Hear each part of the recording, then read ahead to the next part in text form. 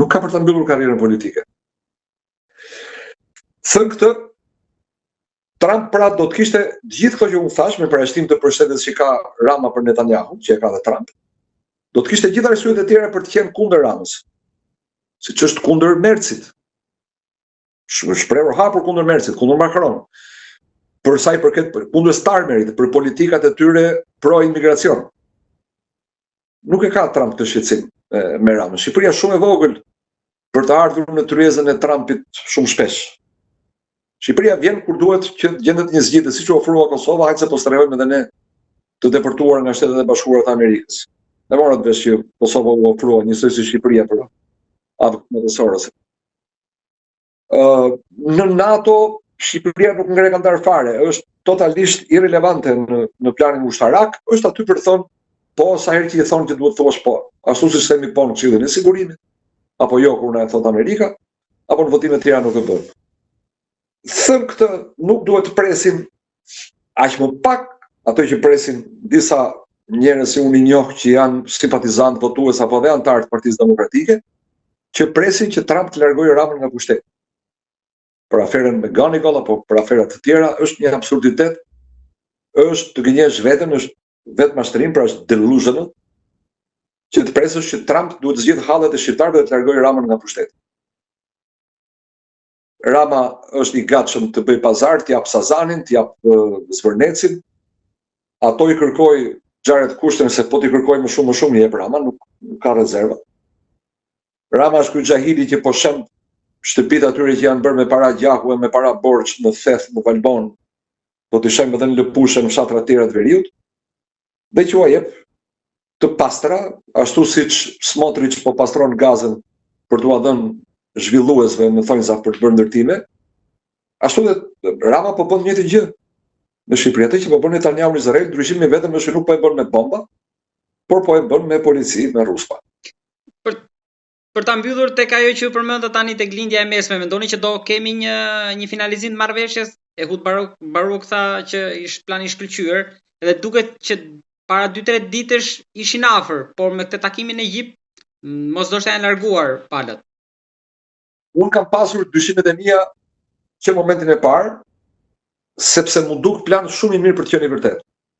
Shumë i mirë për të qenë i mundur. Pra, kur kemi parasysh se çfarë ka bërë Izraeli, që ka deklaruar që jo vetëm Gazën, po edhe bregun perëndimor do ta spastrojë një herë mirë, pra do të bëjë një zgjidhje finale të problemit palestines.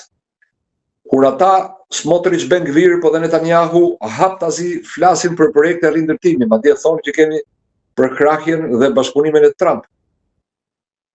Ju dini se sa është akuzuar Trump se e ka shitur Gazën për të bërë resortet e veta dhe një kull të Trumpit në, siç e quhen ai, Trump Tower në Gaza.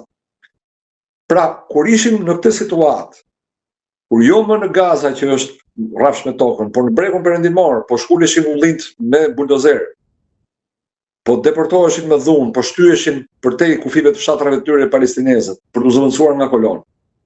Krejt pa pritur, del Trump dhe thot që Izraeli nuk do ta pushtojë Gazën dhe nuk do ta vazhdojë aneksimin e bregut perëndimor. Më duket pak e dyshimt.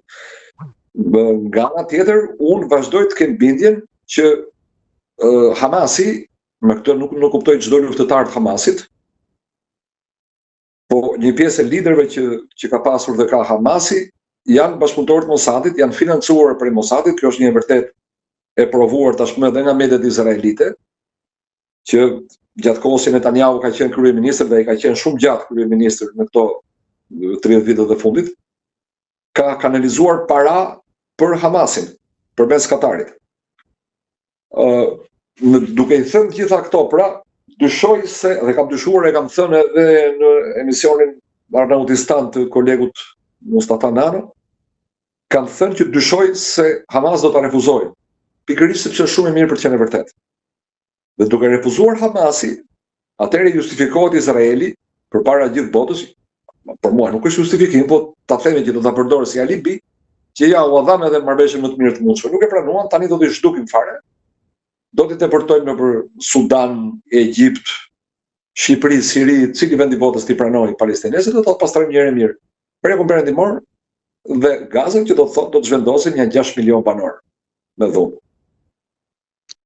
Zoti Çipi, ju lutem dhe diçka. Ju përmendet emisionin Aeronetistan të Muçnanos, edhe tek emision një nga pjesët, ndoshta e fundit, keni thënë diçka që më ka bërë mjaft përshtypje, që Kosova nuk ka kërkuar që të jetë e pavarur, sepse ju ndjek gjithmonë. Po këtë nuk e kuptova aty. E lat për ta shjedhuar atje, por ndoshta mund të thotë një fjalë më shumë këtu. Kjo do të thotë që nuk është e pavarur. Jo, nuk është e pavarur Kosova. Ashtu siç është, nuk është as Bosnia. Nëse keni dëgjuar sakt, po. Ka me një si Bosnia, si Kosova nuk janë pavarura. Bosnia e ka më të qartë, më të shpërfaqur varësinë nga OKB-ja, sepse ka një kryekomisioner i cili është një funksionar i deleguar, jo i zgjedhur, për të nuk votojnë qytetarët bosnjak, e voton një panel profesorësh të një 16 qeverive të ndryshme të botës, i cili, më dëgjoni me kujdes, ka të drejtë të shfuqizojë ligjet e parlamentit të Bosnjës. Në këtë moment, unë kam të gjithë drejtën e botës të them që populli i Bosnjës nuk është sovran, sepse ligjet që miraton parlamenti që supozohet të jetë sovran, nuk janë vendimtare. Fjalën e fundit e ka një komisioner i huaj. Pra, Bosnja është një koloni e OKB-s. Nëse njerëzit duan të kuptojnë më shumë se si funksionon një koloni e OKB-s, mjafton të kërkojnë pak informacion në internet për Saarbrücken, landin gjerman, i cili 2 herë ka qenë kolonia e OKB-s. Njëre lidhjes kombeve, nga 1120 deri në 1135 në mos gaboj, dhe pastaj sërish nga 1145 deri në 1900 në mos gaboj 58. Tani vjen te Kosova. Kosova nuk e ka kaq të egër varësinë nga OKB-ja, sepse zyrtarisht ligjet që miratohen në Kosovë janë përfundimtare. Nuk goditen më, përveç se nga gjykata kushtetuese e Kosovës, nuk ka një autoritet huaj që të thotë ky ligj nuk më pëlqen, do ta heqësh, do ta zhbosh. Por çfarë ka Kosova në kushtetutë? Kosova ka një ner që thotë që të gjitha ligjet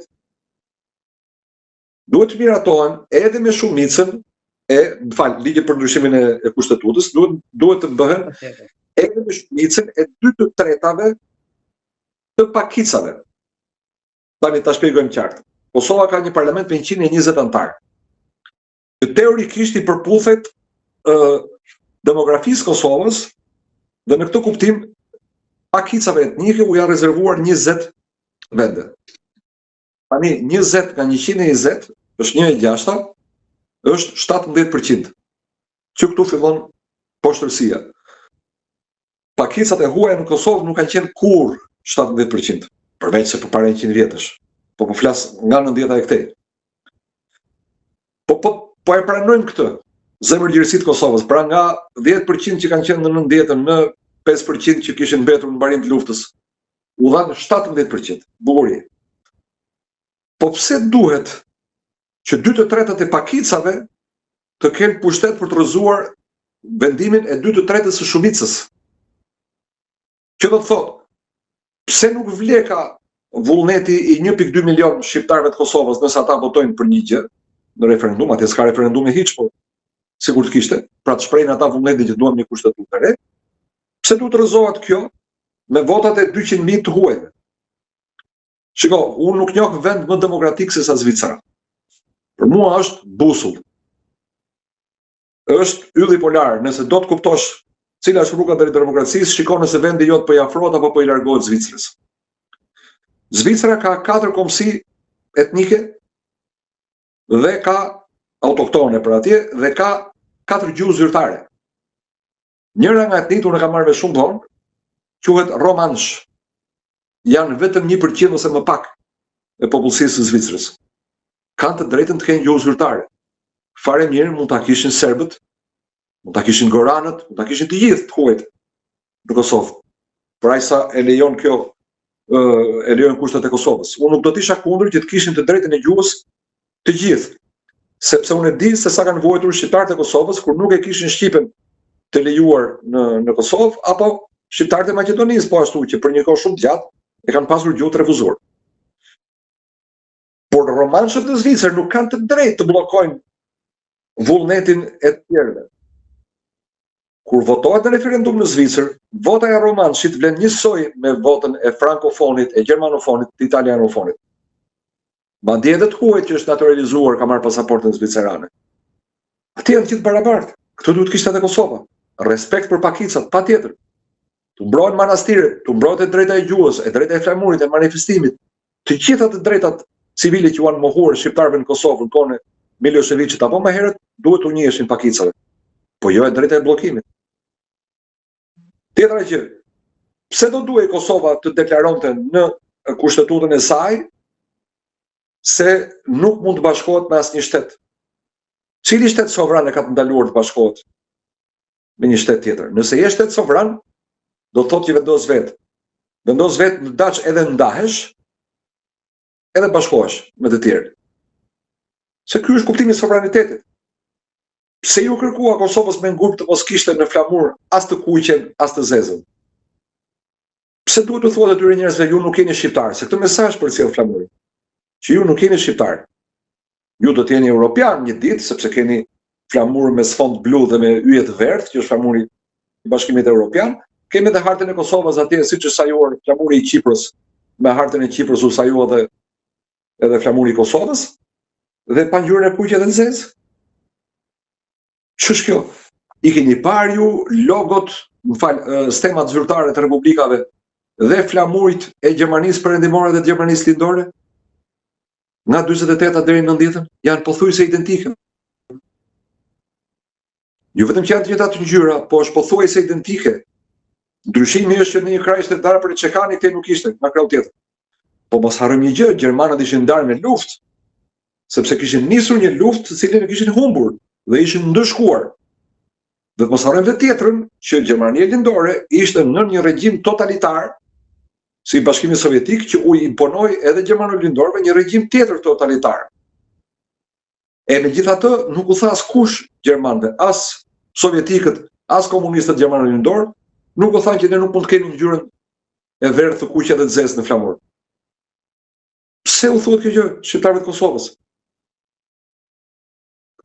Tjetra gjë, ne kemi pasur dhe kemi një kushtetutë vitet 98, se kjo pjesë nuk ka ndryshuar. Preambulla të paktën nuk ka ndryshuar, që thotë që ne jemi popull sovran dhe ne vendosim këtë kushtetutë me besim te Zoti, dhe flasim në preambull për aspiratën shekullore të bashkimit kombëtar. E ke të pasqyruar të njëjtën në kushtetutën e Kosovës? Jo. Si do bashkohesh ti, do ta marrësh me dhunë Kosovën? Kosova mund të bashkohet vetëm me referendum me Shqipërinë, para me 2 referendume, një në Shqipëri dhe një në Kosovë. A ka një projekt politik për bashkim? Unë dyshoj se nuk ka, sepse Kosova ka 27 vjet, 26 vjet të çliruar dhe formalisht 17 vjet e pavarur. Kur do ta bëj projektin e bashkimit? Kur ka folur politikani i fundit shqiptar për bashkim shqiptar? Mirë thash, bashkim shqiptar. Ka përshtypje që kanë qenë nga 2 batuta të hedhura kështu në tym të Pandelim Majkos. Ndoshta, ku diun, 20 vjet më parë, kur pak kohë pasi ka qenë kryeminist për herë të dytë. Që atëherë ka 20 vjet nuk dëgjoj njëri të flas as në teori. Madje në studio televizive më ka ndodhur dhe mua me bashkëbisedues apo me debatues, me kundërshtar të ideve të mia, që ta thonë me gojën plot, jo nuk jemi të pavarur as ne as Shqipëria, por nuk ka vende të pavarur sot. Çfarë do të thënë s'ka vende të pavarur? Qofse ti je një vend që nuk je i pavarur, do thotë je i varur nga një vend tjetër. Se ti kujt ja transferove pavarësinë tënde? Mos është fjala për aleancat që nuk e lën NATO, më thet thash. Jo më çpun ka NATO me bashkimin me Kosovën, pse do ta pengojë NATO bashkimin me Kosovën? Se për Po vende mirë, do them se e përdori NATO këta për justifikim. Pse nuk i kërkojmë neve Greqisë përmes NATO-s që të heq ligjin e luftës? Nuk mund të jesh antar i një aleance të përbashkët ushtarake me një antar tjetër i cili ka ligj lufte me ty. Ti teorikisht duhet të shkosh në ndihmë Greqisë nëse agresohet. Dhe Greqia duhet të vijë ty në ndihmë. Po mund t'i besosh ti ushtrive të huaja të hyjnë në territorin tënd për të të mbrojtur, ndërkohë që po vijnë nga një territor që formalisht është ende në gjendje lufte me ty? Pse se përdorim? Se unë jam i bindur 1000% që sekonde që ministri i jashtëm apo kryeministri shqiptar në samitin e NATO-s thot, unë dua të nuk ulem më në këtë tryezë, nëse Greqia nuk heq ligjin e luftës, jam i bindur që në mbledhjen e radhës Greqia nuk e ka ligjin e luftës. Sepse uniteti i NATO-s është shumë i rëndësishëm se sa interesat e politikanëve grek, të një pjesës, po them që janë të gjithë politikanët grek që kanë ide shoviniste, nacionaliste dhe aneksioniste ndaj Shqipërisë. Po një pjesë. Jam i bindur që do të ketë reagim. Po kur ti nuk reagon, pse do reagojnë ata? Kush ta jep të drejtën që ti nuk e kërkon vetë? Kush do vi të ta sjellë dhuratë të drejtën? Po që kur jemi fëmijë mësojmë që po nuk qau foshnja, nuk jep kusht pi. Zoti Çipi, të falenderoj shumë për të katërta çështjet që trajtuam. Të jam mirënjohës shumë. Okej, për bisedën.